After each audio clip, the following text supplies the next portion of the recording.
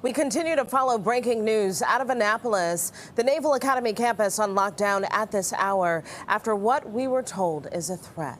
Law enforcement is not saying much, but we do know the entire campus is locked down. We have several crews on the scene in Annapolis. Let's get right to our Shamari Stone with what he's learned. Shamari. Hey, Tisha. Well, first, let me tell you that we have an update. Parents are telling us that their kids are still on lockdown, but two separate parents and a source show me that they received this saying brigade. I know not all are reading this, so if you do speak around that the midshipman whose photo has been going around, that is a false report and not a person of interest.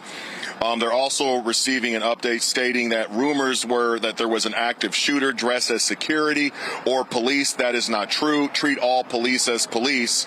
And, quote, this is from an official here, according to two parents that are sharing this with me, that they were told, I don't believe we had an actual threat, but tensions are high and risk of miscalculation by our own team is the biggest threat. And we are about to do one more sweep of Bancroft, which is the hall here, and they're looking for accountability from the shipman before they can give the all clear. So that is the update that we have. But one thing that we have confirmed that we do know, according to parents, you have this new information, but also they're stating that the school is on lockdown, and you can see the entrance right there. There were emergency crews within the last hour or so that left, did not seem to be in a rush. So here you have different information, but we are continuing to bring you the facts here on Fox 5 as they become available. Back to you. Well, Shamari, tense moments out there, updated information and insight. Thanks so much.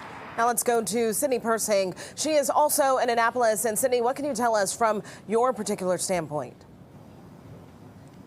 Tisha, we're on King George Street, right by the Gate 2 entrance here. We're going to zoom in for you really quickly so you can see what we see. It's pretty far back, but we can see a number of officers out there. What exactly they're doing, how many there are, we're just too far back and our vantage point is too blocked. But out here, it is pretty calm. There's a number of news crews out here, a couple of neighbors. There are some parents out here who have been texting with their children. They did not want to be on TV. But I'm going to bring in this gentleman, Tobin, who lives across the street. You can come here, Tobin. Talk to me, if you could, real quickly about just when you noticed something was going on. So we originally heard the alarm. It was very loud. It was like 3 beeps, then it said, everybody shelter in place. We have an active shooter.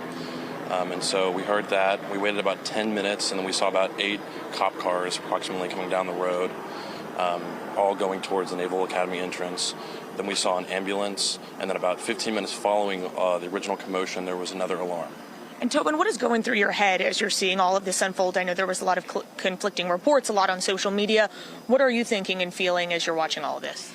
Just completely devastated. You know, we have personal friends that are over there in the exact hall that the alleged shooter was supposed to be in. So we were very worried. We were texting our friends and family, asking if they were okay. And then just really shocked that the Naval Academy, with so much security, could have, such a just out of the ordinary attack, And I know there's so much we do not know still tonight, but what were those friends of yours saying inside? They were saying they were okay, but that they were all locked in their rooms and they could hear a lot of commotion. They saw lots of people running outside the windows, and they were just very scared. I know it's been an emotional night for folks out here. Before we let you go, Tobin, is there anything else you wanted to say? Just our thoughts and prayers go out to the families of the children and students that are here. Oh, I shouldn't say children. I'd say young adults that are here experiencing this tragedy. Tobin, we thank you for your time. We appreciate you speaking with us.